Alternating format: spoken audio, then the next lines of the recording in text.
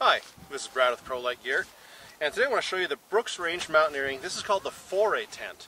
It's a new tent in their line, has a minimum weight of 2 pounds 9 ounces, which you compare that to the Big Agnes Seed House SL2, and you're looking at 2 pounds 10 ounces for that one. So this is lighter by an ounce with a max weight all in right here on their website. It states that it's 3 pounds 2 ounces. We threw this one on our postal scale, which is very, very accurate, and we got just under 3 pounds, like 2.96, with tags, everything else in it. So we're going to jump into this and set it up here for you. Alright, now that we've got everything unpacked, the poles, nice DAC aluminum, looks very, very similar to Big Agnes. Kind of a neat hub system. I'll show you those here in a second. Tent body is green. The fly on this is yellow, so really easy to be seen, good be seen, be safe colors. In the stake bag comes with DAC V stakes, the V-shaped little stakes that everyone's used to. And it comes with, I really like this part, that they supply you several lengths of guy out cord for all the different guy outs on this shelter. They classify this as a 3-season, but with the amount of guy outs that they give you, I think you could kind of push it a little bit further if you ever needed to. Let's just go through this and start setting it up. So the hub system are really, really easy to put together. I love these tents because there's really no guesswork which pole goes where. So right there.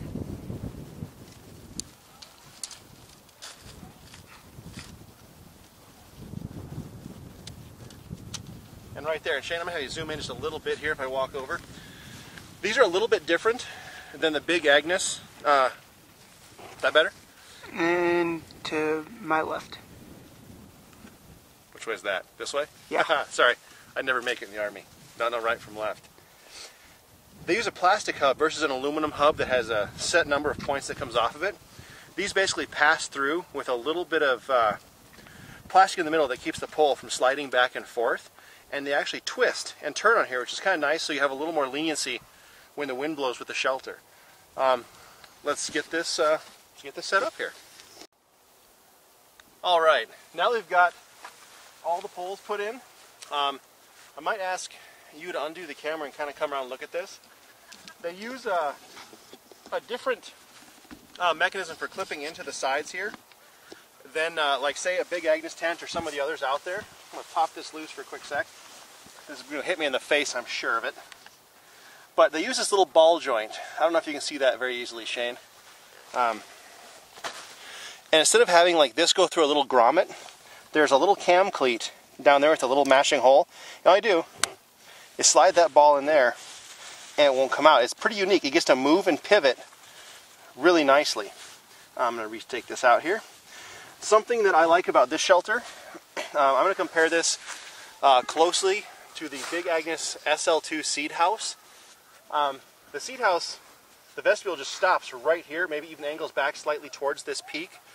So if you do open up the shelter mid-rain, you have no choice but to have rain fall inside your tent. I think Brooks Range did a nice job on this. They put this beak that comes over, and you can even see the entrance is sloped up and away from the rain. So once the rain flies over this, you can open it up even in a downpour, as long as it's not blowing sideways into your shelter. You can leave this open and still not get the inside of your shelter wet. What we're going to do now is, we won't bore you with me showing you how to put the fly in. We'll get it like 3/4 of the way on, we'll come back into this, and then we'll show you what the fly looks like on it. Alright, now that we've got the fly on, I'm going to have Shane pop the camera off the tripod again here, and show you these little hooks. Rather than using a normal like little push-on buckle that you see on like every backpack waistband, they have these nice, is that easier to see yellow like that? Yeah. These little hooks, and there's a little bar right next to the ball.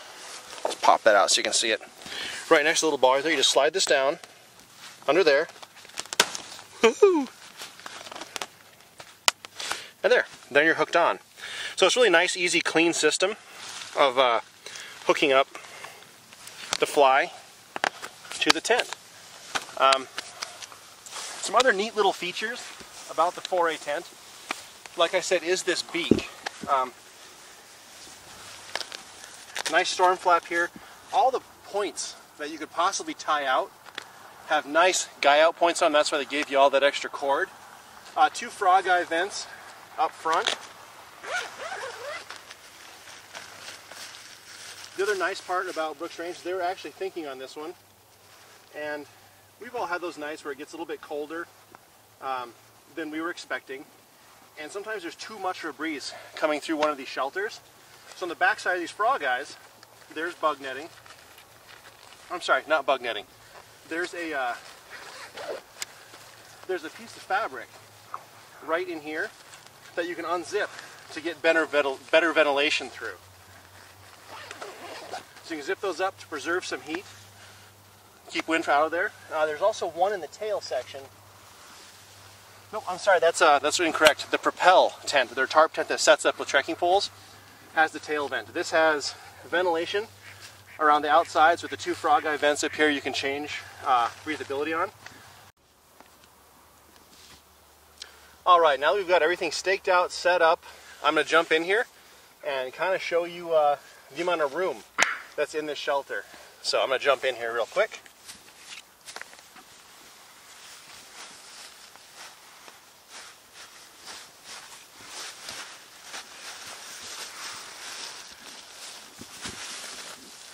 And I have no idea why our industry, who talks about being green, green, green, every single tent I get, there's a piece of paper or something floating around in it, every single one of them. But, that being said, there's actually a fair amount of room in here. I would compare this easily to the Big Agnes Seed House 2.